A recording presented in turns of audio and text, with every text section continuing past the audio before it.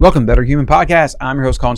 We're here to build better humans through first principles thinking, exposing status quo, and helping you take your life into your own hands. Better Human is about bettering yourself, the world, and those around you, and then leaving it better for you having been here. That's our answer to what the meaning of life is. It's betterment. It's the journey, not the destination.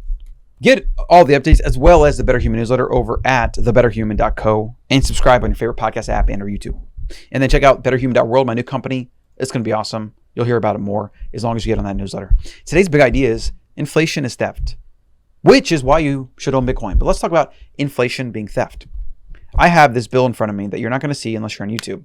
But this is a 500 million boliviares. I believe it's pronounced boliviares. This is a bill that I got off of eBay for $4. And that included shipping. I have this bill that represents 500 million of their currency that I got for about $5. Now, this is known as hyperinflation. It happened in Weimar, Germany. It's happening in Lebanon now. I believe they have 100% inflation over the past year, maybe even more. Venezuela's been going on for a long time. You have Zimbabwe. It's been going on for a long time. Inflation is also happening in America. Let's define that real quick. So inflate is to expand. Now let's talk about supply and demand real quick. What is scarcity? Scarcity, and when it relates to humans or why we want it, is because there's not a lot of it. It is scarce. The more scarce something is, the more coveted it is by others because it's scarce, the higher the price it has. When you expand something, like if tomorrow there was 10 million Rolex watches just airdropped onto America and everybody was wearing a Rolex watch, the rich would no longer wear Rolexes. In fact, a lot of them don't even really wear it that much anymore because it's too common. There's too many of them. It has reduced some of its scarcity. And this is what designer brands do. They make prices so high that only a small subset of the population can afford them, which then signals to those that can't afford it that, hey, I'm someone who can afford it. And it also signals to other people that can afford it that, hey, I'm like you, I can afford it. The scarcity of something in very simple economics is based on the availability of it, the ubiquity of it. Is there a lot of it or is there none of it? Let's use another example real quick. So let's say you're in the Sahara Desert and you've run out of water and you don't know where you are, you're lost. And you come across this man that has a gallon of water, but he wants something for it. You would give that man everything you could. If you had access to your bank account somehow, or maybe even Bitcoin, you would send him as much as you could for that gallon of water because it would mean survival. Because in that situation, without having that thing you need to survive, it then becomes the most valuable thing in your existence. Yet here in my office, I can go to the bathroom and I can literally drink out of the faucet. Water has no actual monetary value to me in this situation right now because I have unlimited quantities of it. When it comes to money, the more money that is made, which the government is doing, I mean, it's like their job. They just want to print money. Another $3 trillion they just printed, an infrastructure bill plus another like 1.5 trillion. It's absolutely insane. As money is made more of, the more of it that enters the money supply, the less power that those dollars have, that money has for purchasing goods and services. And this is why prices rise every single year because government prints money every single year. And this is why everything is so expensive right now. Food, electric, housing, everything is at record highs. Also assets too, which a lot of people think they're richer because their stocks have gone up, but that's actually not the case. If they printed 40% of all dollars in existence in about a year, and we have potentially 40% rise in your portfolio, well, you're actually just in the same place you were. But that's really a topic for another day with other nuances and variables. The really big important idea that I want you to take away from today's show, because again, the Better Human is not really about finance or money, but money is so foundational to human existence that you need to understand it. Like it's a game you're playing, whether you know it or not. And you're being robbed daily. It's literal larceny out of your pocket. And you don't even know. Most people don't even know this is going on.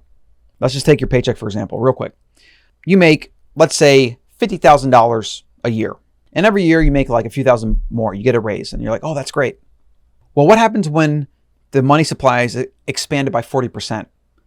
And let's just take a conservative number. Let's just say 20% inflation. Even though we know for sure we've printed at least 40% of all dollars. We've expanded the money supply by 40%, which basically means that everybody has become 40% poorer for all of the dollars they hold and all the dollars they earn. And that's a really important point here. I'm not talking about assets right now and asset inflation. Let's just talk about the money you earn and the money you have in your bank account. 1 year ago, if you had $10,000 in your bank account, and since then we printed about 40%, it's probably closer to 50% to be honest, they don't really know. But you now have about $6,000 in purchasing power in one freaking year. Now, historically, inflation's been around like 3%. In some years, it's been as high as like 10 to 15 around certain war times and things like that. There's also been a lot of currencies that have collapsed in America, something a lot of people don't even realize. We've had hyperinflation in certain states with banks that were issuing their currency back in, early 1900s. Like, this stuff is not new to America. But most people alive today, they grew up in the past 20, 30, 40 years. They've never experienced these things. They've just experienced unbridled abundance and growth. And they think that's the default. And they think it's always going to be here. But then if you actually have any, like the boomers, for example, talk to their parents that lived through and survived through the Great Depression and how it completely wrecked their mindset forever, people usually have to experience something for them to truly understand it. And a select few, the first principle thinkers, the iconoclast, the remnant, which I believe most Bitcoiners are, we understand history. We try to empathize with those that lived through it. We try to really, really, really dig into it and put ourselves in that position. And then we look at what's going on today. And then we try to look a little bit into the future. And that's how we come to the conclusion that this fiat paradigm is the greatest destructive wool over your head blanket cover matrix scam that there is, which is why we're so passionate about Bitcoin, because Bitcoin actually solves this. But let's go back to that income real quick. If you're making $50,000 a year, and let's do some math real quick. Let's say 0.4 times 50, 1, 2, 3. Okay. So what that means is if you make about $50,000 a year, you're now making about $30,000 a year. 40% of your earning power was taken from you, poof, like that. Is that not unbelievable? Does that not piss you off? It probably doesn't, because the thing about inflation, and when it comes to humanity, like, we're just not very good at understanding these things. We don't see it right away. We see it in like that steak that is like $10 more in the menu, but we only eat out a few times a month, so we don't feel it as much, right? Or our rent, we have a 12-month lease, and then every time we renew that lease or we move somewhere else, the price is a little bit more, but maybe we don't pay that much attention to it. And it's not until the numbers are so big that people really wake up to this. There's also a bunch of free money floating around the government's been giving people, whatever, to really kind of put a temporary Band-Aid on this, which again, keeps them pacified, right? The way you're going to feel this, though, is over time and then all at once. You're slowly going to erode away your power.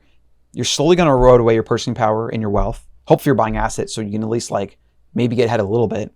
And then one day the dollar's going to come crashing down and we're going to have some major reset. Like, we don't know what that's going to look like, but it's probably going to be very bad. Then when a gallon of milk is $40 and a pound of beef is $100, that's when people are going to be up in arms. That's when people are going to be like, how did this happen? Oh my God, I'm so caught off guard. I can't believe it. And then the small percent of us, the remnant, as my buddy Svetsky so eloquently has labeled us Bitcoiners, we're going to be doing just fine. Probably the best we've ever been doing, because it's going to give us quite a bit of power, actually. The thing about Bitcoin is it's not something that we can keep manipulating. Actually, can't manipulate it at all. So it's not something like the dollar where when I say power, it's a form of manipulation. It's going to give us power and security. Maybe security is a better word, because we're going to be doing just fine. It doesn't necessarily mean that we're going to be able to take advantage of others, but we're going to be those that have resources in a period of time when everybody wants those resources, which will then lend to who knows what it's going to lead to. But you want to be somebody that has resources, especially when everyone else doesn't have resources, right? Obviously. And hopefully those of us that believe in humanity and want to help as many people as possible will put that power to good use, as I plan to do. I also don't want it to happen. I want all my predictions about hyperinflation and the dollar collapsing to not come true. I would prefer a much slower growth of Bitcoin and let that do its thing. Let hyperinflation keep going on, right? And I'll get rich slowly. That's fine. Because in that case, there's going to be less people that suffer. I don't want people to suffer. The fundamental premise here that you have to keep in your brain at all times is that every single day, the government's printing money.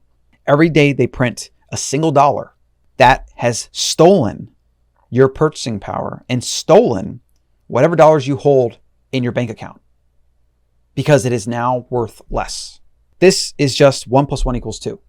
But like I said, most people ignore it because either they don't truly understand it, they don't feel like they can do anything about it. Well, which you can, though. You can buy Bitcoin. And they kind of want to like focus on their life, and they don't want to dive into these economic rabbit holes or understand what money is or whatever. They just don't really care. I get that.